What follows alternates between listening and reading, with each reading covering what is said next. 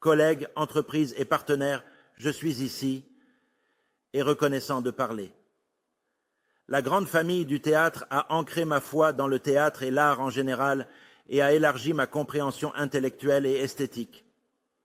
Cela a clarifié mes choix, me rendant plus conscient de la cause nationale et humaine, préparé à défendre notre identité arabe et humaine, notre récit culturel enraciné et notre humanité essentielle qui unit tous. Et en me permettant de clarifier mes choix personnels, cela m'a rendu plus conscient de l'existence et de la juste cause nationale et humaine. Cela m'a préparé à m'engager fermement à remplir mon devoir de défendre notre identité arabe et humaine, et notre récit historique et culturel enraciné, ainsi que notre humanité essentielle qui unit tous les êtres humains, une humanité qui égalise les gens et les préserve des pièges du racisme, de l'isolement, du narcissisme et de l'égocentrisme. Je suis reconnaissant envers l'exil prolongé et complexe qui a contribué à élargir le cercle de la grande famille créative du théâtre et notre récit civilisationnel historique établi et notre humanité essentielle et globale, c'est-à-dire notre humanité qui assimile tous les êtres humains et évite qu'ils ne tombent dans le piège du racisme, de l'isolement, du narcissisme et de l'auto-glorification.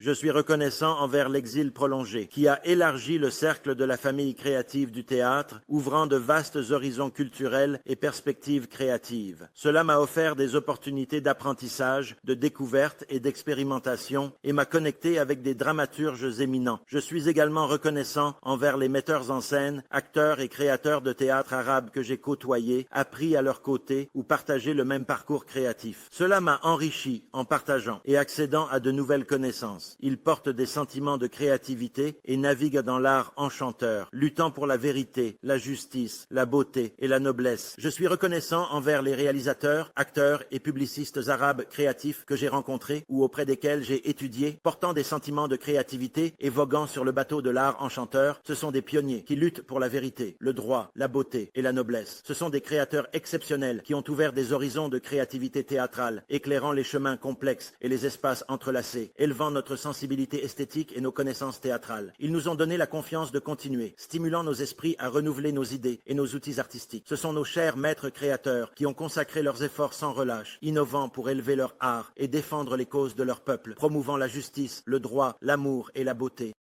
Ce sont des créateurs exceptionnels qui ont ouvert des horizons de créativité théâtrale, éclairant les chemins complexes et les espaces entrelacés, élevant notre sensibilité esthétique. Ils nous ont donné la confiance de continuer, stimulant nos esprits à renouveler nos idées. Ce sont nos maîtres créateurs qui ont consacré leurs efforts sans relâche, innovant et créant pour élever leur art et défendre les causes de leur peuple, tout en promouvant des valeurs humaines élevées, comme la justice, le droit, l'amour. Je suis reconnaissant envers le public de notre théâtre arabe, dont la présence et l'appréciation continuent d'apporter de la chaleur à nos cœurs, car nous partageons l'espoir. Ce sont nos vénérables professeurs créatifs qui ont su tirer le meilleur parti de leurs efforts et ont continué à innover et à créer afin de faire progresser leur art et de défendre les enjeux de leur peuple. C'est un ennemi des valeurs humaines sublimes au cœur desquelles se trouvent la justice, la vérité, la bonté, l'amour et la beauté. Je suis reconnaissant envers le public de notre théâtre arabe dont la chaleur continue d'apporter de la chaleur à nos cœurs. Cela nous rend tous heureux car nous partageons l'espoir et la réflexion sur nos conditions. Lorsque notre nation est en crise, humiliée ou affaiblie sous le poids d'une ou plusieurs causes qui se sont conjuguées pour provoquer cela, c'est le public arabe, amateur de créativité théâtrale, qui persévère à suivre les œuvres, désireux de voir l'évolution et l'élévation du théâtre. Lorsque notre nation rechute, est humiliée, recule dans l'humiliation ou échoue sous le poids d'une raison ou d'un groupe de raisons qui se réunissent pour le faire, c'est le public arabe qui a un goût pour la créativité théâtrale, persiste à suivre les œuvres théâtrales et aspire à voir les manifestations du développement du théâtre et à le faire progresser dans la composition textuelle, la mise en scène et le jeu d'acteurs à tous les niveaux, de vision, d'esthétique et la technologie. C'est le public qui rêve, rit, pleure, ressent joie. C'est le public qui rejette la laideur, la vulgarité, l'injustice, les idées obscurantistes, les mensonges et l'hypocrisie des politiciens. À ce public, j'exprime ma gratitude, car c'est lui qui donne au théâtre son sens. Cette inspiration nous guide vers une vie de fraternité, justice, amour, égalité, coopération et diversité.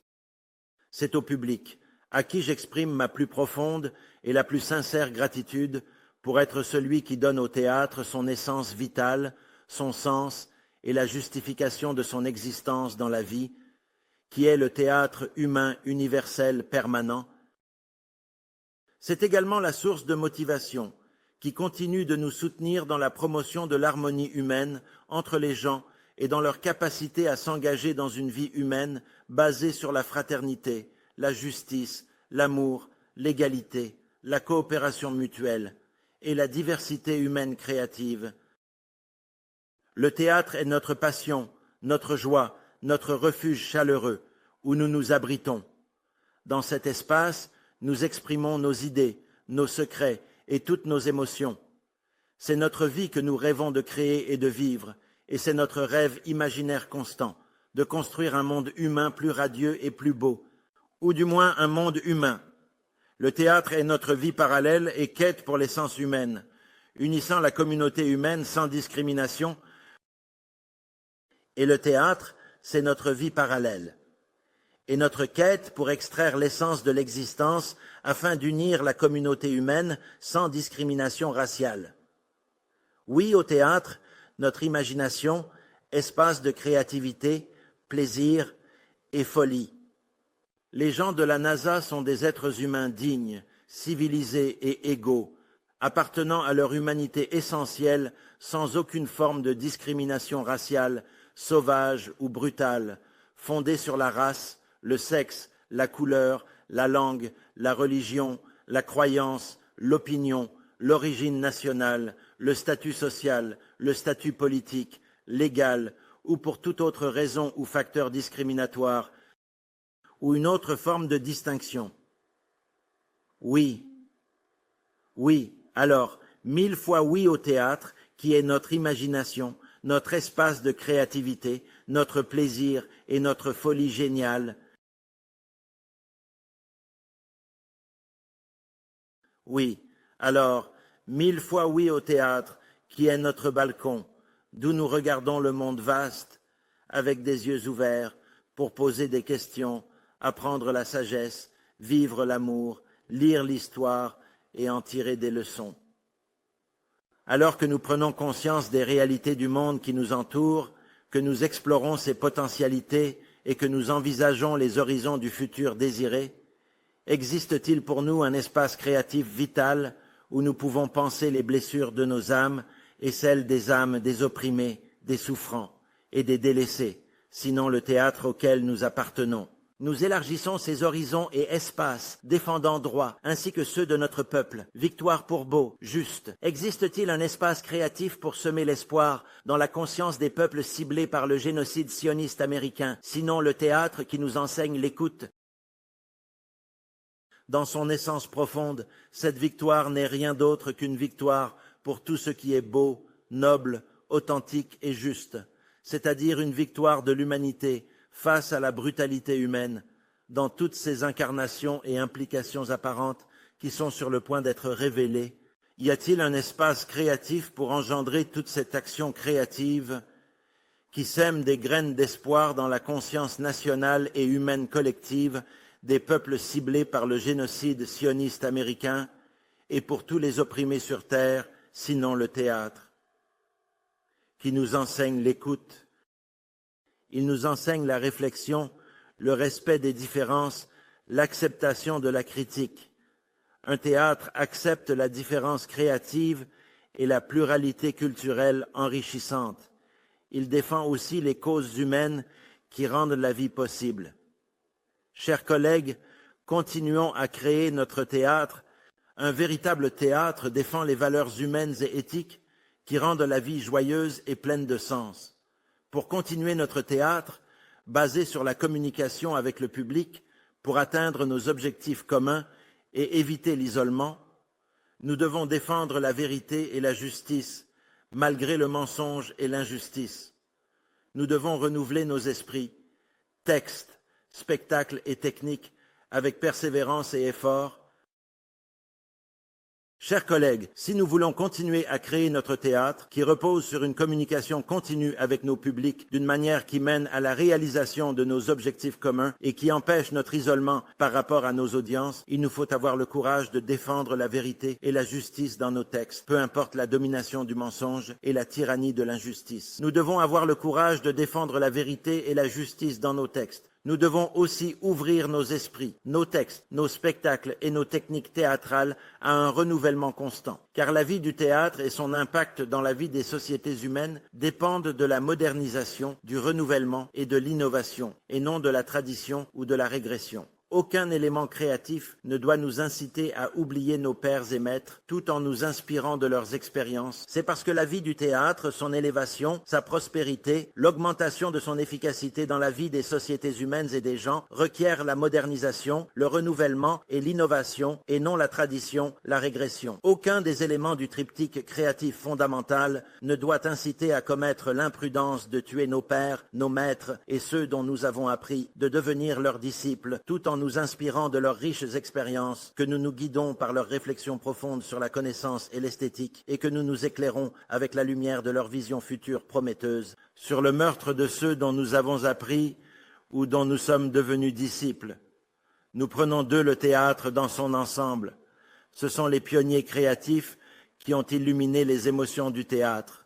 Ce sont les pères fondateurs qui ont ouvert les chemins menant à l'ancrage de l'existence du théâtre. Et nous prenons d'eux le théâtre dans son ensemble, avec toutes ses institutions essentielles et ses composantes existantes et possibles. Ce sont les premiers pionniers créatifs qui, par leur apport, ont illuminé les émotions du théâtre. Ce sont les pères fondateurs, leurs fils et leurs petits-enfants qui ont déployé des efforts créatifs pour ouvrir les portes des chemins et des voies menant à l'ancrage de l'existence du théâtre et améliorer son efficacité. En tant qu'espace créatif vital, l'humanité ne peut pas l'abandonner ni s'arrêter de reconnaître son besoin essentiel. Si notre but est d'élever la conscience, diffuser la beauté, les valeurs nobles et l'art, alors le public en est la cible. Il est la pierre angulaire où sens et joie se complètent. Nous devons aller vers lui, où il se trouve, s'il ne vient pas de lui-même pour une raison ou une autre au théâtre. En tant qu'espace créatif absolument vital, l'humanité ne peut pas l'abandonner, ni s'arrêter un instant de reconnaître son besoin fondamentalement essentiel de son existence et de son impact. Et si notre objectif est d'élever la conscience, de diffuser la beauté, les valeurs nobles et l'appréciation artistique, alors le public en est la cible. Il est la pierre angulaire grâce à laquelle le sens et la joie se complètent. C'est pourquoi nous devons aller vers lui, là où il se trouve, s'il ne vient pas de lui-même pour une raison ou une autre au théâtre. Allons à sa rencontre dans les périphéries des centres culturels, des villes, dans les villages et les camps, et concentrons-nous sur le renforcement de la communication avec lui, sur l'interaction vivante et continue, et sur la présentation du plus grand nombre possible de spectacles théâtraux. Sinon, le théâtre se limitera aux capitales et aux festivals saisonniers. Il n'y a pas d'autre moyen pour le théâtre de continuer à remplir sa mission, qui est aussi la nôtre en tant que théâtre, que de maintenir le public en s'engageant à exprimer sincèrement ses conditions de vie, ses luttes et ses aspirations, tout en veillant à élever sa conscience esthétique et son goût artistique, et d'élargir sa base, de l'approfondir et d'assurer sa participation interactive et créative en allant continuellement, sans aucune interruption, vers les gens, à travers l'organisation de tournées de spectacles théâtraux accompagnés de débats et de discussions avec le public, après chaque représentation, et nous ferons de nos spectacles dans les villes, notamment dans les théâtres équipés, un événement artistique et culturel qui couronne nos tournées sur le terrain et nos efforts pour aller vers les gens, et qui défend le théâtre en tant que phénomène culturel avec un message humain élevé. Au cours des 50 dernières années, la science a évolué, l'explosion des connaissances s'est intensifiée et la révolution des communications et de la numérisation s'est étendue. La maîtrise de la modernité et de la postmodernité a envahi notre monde, dominant nos vies et les esprits des jeunes. Nous nous sommes donc mis à courir pour rattraper les innovations technologiques qui commencent à incarner la domination de leurs créateurs, une domination presque absolue sur le monde virtuel spatial, tout en accompagnant leur domination sur le monde réel et en l'amplifiant. Quoi qu'il en en soit de ces évolutions et transformations technologiques et de leurs effets négatifs et positifs, elles ont, dans le contexte de notre discussion sur le théâtre et ses relations et exigences, facilité la communication entre des millions de jeunes et leur ont permis d'accéder rapidement à ce qu'ils souhaitent posséder en termes de connaissances et d'informations. Et cela a commencé à incarner la domination de ses propriétaires et de ses initiateurs, une domination presque absolue sur le monde virtuel spatial, d'une manière qui accompagne leur domination quasi totale et presque absolue sur le monde réel, tout en l'amplifiant et en contribuant à son intensification.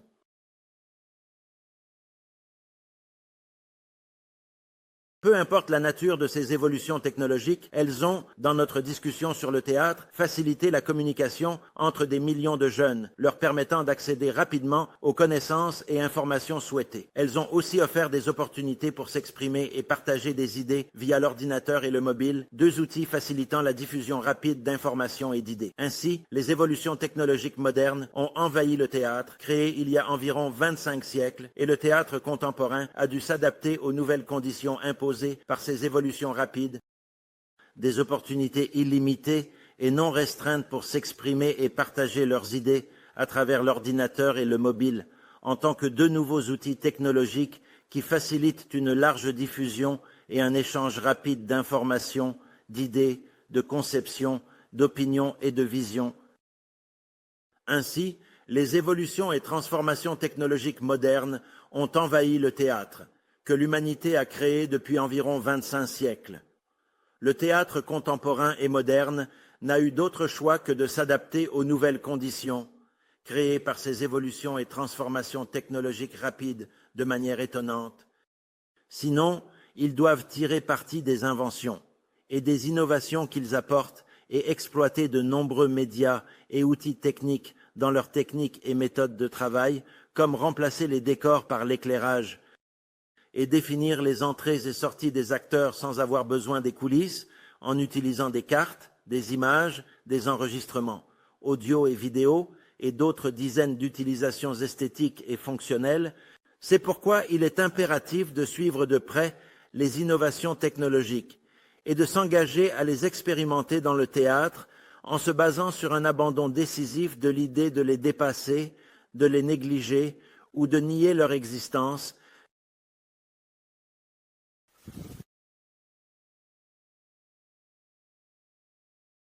Chers collègues,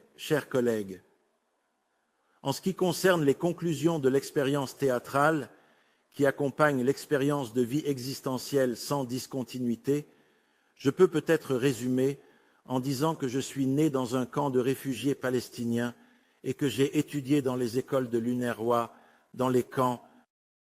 J'ai vu ma première pièce de théâtre à 70 ans, en me déplaçant entre camps de réfugiés, hors et dans la Palestine occupée. À chaque déplacement, j'emportais mes livres et textes, espérant retourner en Palestine, terre de liberté. Après les accords d'Oslo, je suis revenu, mais c'était comme une immense prison. J'ai continué sur les chemins de la douleur, comme dans les camps et l'exil, sans sauveur. Ainsi, à chaque déplacement urgent, je portais mes livres et textes théâtraux, espérant réaliser le rêve de retourner en Palestine, patrie de liberté et dignité. De retour après les accords d'Oslo, j'ai trouvé une prison immense. J'ai continué sur les chemins de douleur, comme dans les camps de réfugiés et l'exil. Personne pour me sauver, sauf le théâtre qui m'a libéré de l'exil et de la souffrance. J'ai pris l'habitude de porter la scène mobile et de me déplacer parmi des centaines de sites dans les villes, villages et camps. Quand je suis rentré après les accords d'Oslo, je me suis retrouvé dans la plus grande et terrible prison que l'histoire ait connue.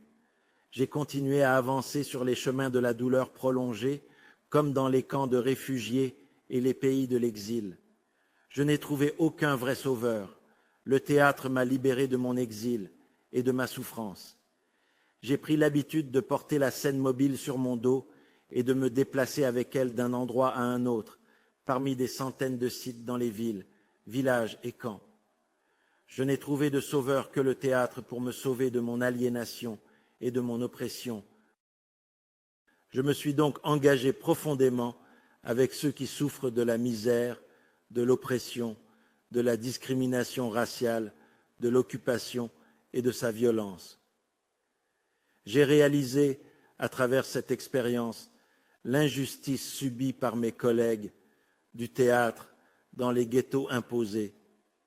Je les ai vus se battre pour un théâtre incarnant leur récit palestinien, humain, civilisateur, historique et enraciné, ainsi que leur vision future ouverte sur un avenir palestinien humain. Je les ai vus se battre pour avoir un théâtre qui incarne leur récit palestinien et enraciné, ainsi que leur vision future. Le théâtre doit être un espace humain ouvert, et c'est ce qu'ils doivent posséder. Les droits à la vie, la liberté de circulation, d'expression et d'accès à la connaissance, notamment théâtrale. Le satrien est humain. Ils doivent posséder les droits à la vie, la liberté de circulation, d'expression et d'accès à la connaissance, sans oublier l'apprentissage, l'échange d'expériences et un accès fluide aux conférences, festivals, séminaires et ateliers. Notre question existentielle en tant qu'artistes palestiniens, que ce soit dans la patrie occupée, les camps de réfugiés ou les pays de l'exil, sans oublier les droits à l'apprentissage, à l'échange d'expériences et à un accès fluide aux conférences, festivals, séminaires et ateliers, sans obstacles artificiels qui visent à entraver leur participation active. Et à cela, notre question existentielle permanente en tant qu'artistes palestiniens, que ce soit dans la patrie occupée, dans les camps de réfugiés ou dans les pays de l'exil, ne devrait pas différer en quoi que ce soit de la question existentielle permanente de notre peuple, qui est « Quand le lourd fardeau de l'oppression coloniale et occupante sera-t-il levé de notre terre, de nos poitrines et de celles de nos générations successives après près de 76 ans? Quand ce cauchemar impérialiste, colonial et sioniste qui s'accroche avec une brutalité sans précédent à l'âme de la Palestine, de son peuple et de l'humanité tout entière, prendra-t-il fin?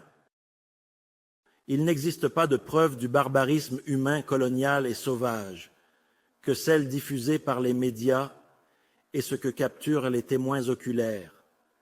Les crimes de destruction culturelle et de génocide perpétrés par l'entité coloniale armée par les États-Unis et appelée État d'Israël depuis un an, contre les peuples de Palestine et du Liban, tout en ciblant leurs terres, crimes de destruction totale de civilisation commis par l'entité coloniale fonctionnelle armée d'armes américaines et appelée État d'Israël. Depuis environ 1 an et 3 mois, les Palestiniens et Libanais subissent un génocide et déplacements forcés basés sur une promesse divine dans la Torah. Alors, comment un être humain qui se considère comme un véritable homme, avec patience, douleur et un effort persévérant, peut-il détourner le regard de ce qu'il a vu et continue de voir à travers la diffusion en direct des massacres et des atrocités sont commis sans aucune retenue contre les civils palestiniens et libanais, des dizaines de milliers d'innocents dont les vies ont été fauchées par cet Israël, ainsi que les milliers dont les corps ont été enterrés vivants ou retrouvés sous les décombres de leurs maisons détruites au-dessus de leur tête.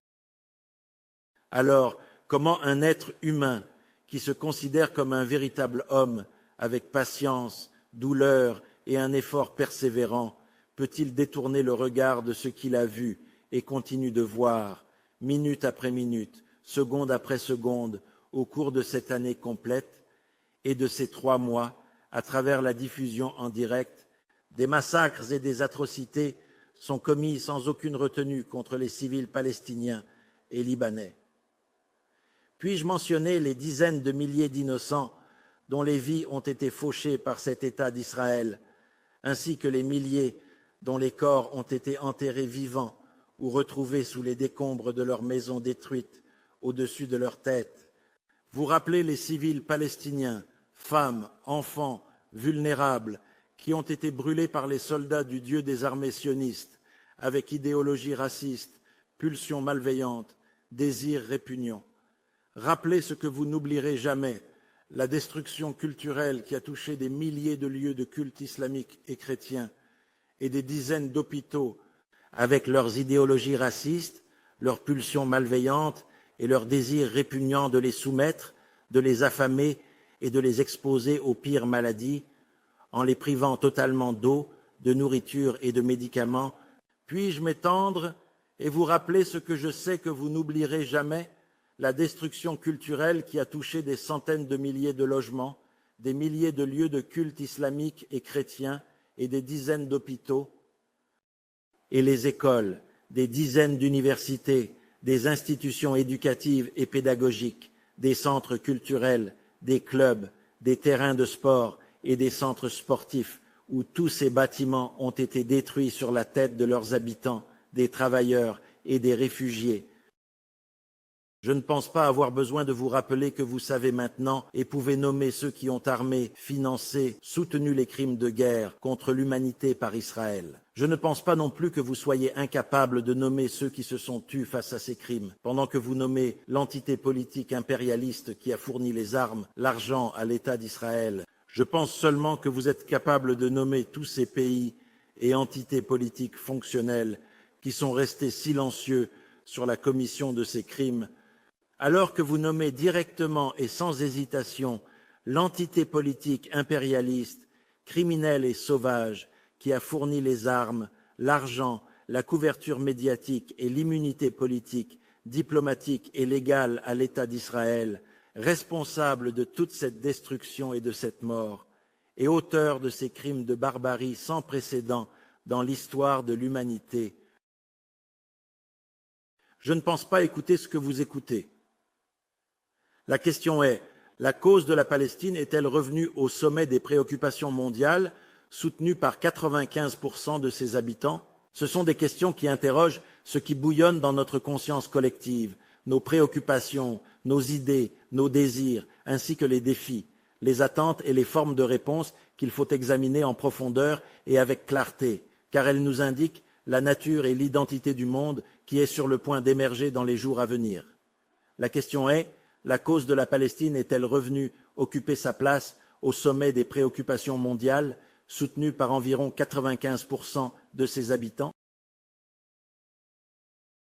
La question est, la cause de la Palestine est-elle revenue occuper sa place au sommet des préoccupations mondiales, soutenue par environ 95% de ses habitants et 90% dans l'eau?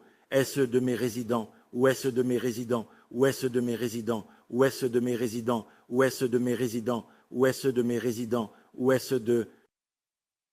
Où est-elle dans le moment de l'ultime abattage, menant à son élimination et à la fin de son existence au profit de la domination sauvage, sioniste et américaine, une domination absolue sur les destinées du monde, ses richesses et ses ressources, et le sort de ses peuples?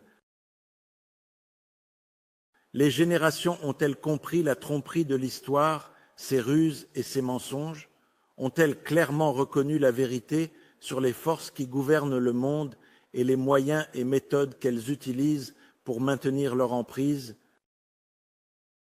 Les organisations et les institutions internationales sont-elles encore capables d'assumer leurs responsabilités, de continuer à remplir leurs fonctions et de s'acquitter de leurs devoirs fondamentaux après avoir prouvé leur échec et révélé leur incapacité à honorer les engagements pour lesquels elles ont été créées? Le monde peut-il continuer à accepter l'occupation israélienne des terres palestiniennes et la vie des Palestiniens sous le poids de cette occupation raciste et fasciste, comme des prisonniers enchaînés et des exilés assiégés sur une partie de leurs terres volées? Combien de temps et de générations les Palestiniens auront-ils besoin pour guérir de la peur, de la haine, de la rancœur, d'un désir ardent de vengeance et de représailles, ainsi que du désespoir, du découragement, de la perte d'espoir, des chocs et des maladies psychologiques? Quelles sont les conditions et les exigences nécessaires pour leur permettre de s'affirmer dans leur réalité actuelle? La guérison nécessite l'élimination de l'occupation sioniste, source de ces maux. Peut-on réparer le monde alors que ceux qui le dominent sont des capitalistes cupides, des politiciens corrompus, des criminels et des racistes? Je ne pense pas que nous, artistes et créateurs, puissions renoncer à notre objectif de contribuer à la réparation du monde et à notre amélioration, sauf parce que nous ne pouvons trahir notre humanité, comprise à travers une lutte noble. Nous refusons de nous soumettre à l'injustice et de céder aux oppresseurs. Ce sont des capitalistes cupides, des politiciens politiciens corrompus, des fous, des voleurs, des criminels brutaux, des racistes. En tant qu'artistes, acteurs et créateurs, nous ne pouvons renoncer à notre objectif de contribuer à la réparation du monde et à notre amélioration. Non pas parce que nous ne pouvons trahir notre humanité, comprise à travers une lutte noble. Nous refusons de nous soumettre à l'injustice et de céder aux oppresseurs, car nous croyons en la liberté et avons foi en la dignité humaine. À travers nos créations et efforts, nous aidons les humains à saisir et nourrir les graines de notre humanité jusqu'à ce qu'elles fleurissent et portent des fruits. Et cela parce que nous n'avons pas la capacité de trahir notre humanité, que nous avons comprise à travers un combat émotionnel difficile et noble. Nous refusons de tout cœur et avec toute notre volonté de nous soumettre à l'injustice et de céder aux oppresseurs. En effet, nous embrassons la liberté humaine et croyons fermement à la dignité humaine. Nous contribuons par notre créativité et le meilleur de nos capacités et de nos efforts à permettre aux êtres humains de capter les germes de notre humanité qui se cachent dans leur profondeur et de continuer à les mettre en gage, aux soins et à la maturité jusqu'à ce qu'ils soient diversifiés, généreux, riches et fructueux. À moins de rejeter l'injustice, le colonialisme et la tyrannie et de se tenir fermement face au visage et aux manifestations de la brutalité humaine, dont la cupidité, l'exploitation capitaliste, la discrimination raciale et les guerres coloniales. Ainsi, il pourra continuer sa quête ardente pour unifier l'humanité et renforcer la solidarité et la coopération de toutes ses forces face à la brutalité humaine sioniste américaine, tout en défendant fermement les valeurs, les principes, les droits et les libertés humaines fondamentales, parmi lesquelles la liberté, la dignité, la vérité, la justice, l'égalité et le droit de chaque peuple à la vie, à l'existence et à l'autodétermination sur sa terre libre et souveraine. Dans cette lumière, aucun être humain véritable n'aura d'autre choix qui puisse affirmer son humanité que de se ranger résolument aux côtés de la Palestine, tant en tant que terre, peuple, civilisation et histoire, alors qu'elle s'efforce de libérer sa patrie d'une occupation sioniste qui dure depuis trop longtemps et dont le moment de la repousser et de s'en libérer est enfin arrivé. La question palestinienne est avant tout une question politique, nationale et humanitaire. C'est une cause étroitement liée à la lutte des peuples du monde contre la guerre, le pillage, la destruction, le massacre et l'extermination. Mais le secret de la pérennité de la cause palestinienne réside dans les liens unissant le peuple palestinien à sa terre, sa patrie, son histoire et sa civilisation, ainsi que dans sa foi en sa cause et en ses droits nationaux et humains, et sa volonté de résister par une résistance populaire jusqu'à libérer sa patrie de l'occupation sioniste et établir son État palestinien civil, démocratique, indépendant et souverain. Pour résister à l'occupation, il faut une résistance populaire et inclusive. Afin de pouvoir libérer sa patrie de l'occupation sioniste et réaliser l'établissement de son État palestinien civil, démocratique et indépendant, souverain sur l'ensemble de son territoire national,